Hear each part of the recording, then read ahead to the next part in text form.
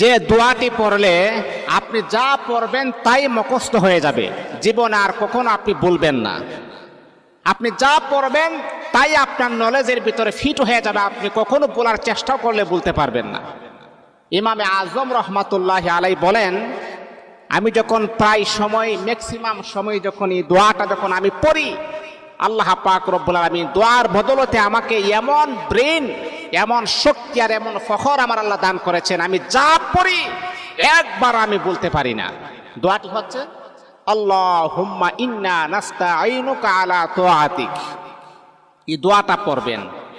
আপনার সন্তানের স্মরণ শক্তি খুবই দুর্বল, কম, তাহলে মা বোনদেরকে আমি দৃষ্টি আকর্ষণ করে বলি, বাবাদেরকে বলি, আপনার সন্তানকে দোয়াটা 7 বার পরে মাথার মাঝে আপনি ফু দেন, অথবা 1 গ্লাস পানির মাঝে ফু দিয়ে বলেন পানিটা খাবার জন্যে। দেখবেন আল্লাহ পাক রব্বুল আলামিন আপনার সন্তানের মেধা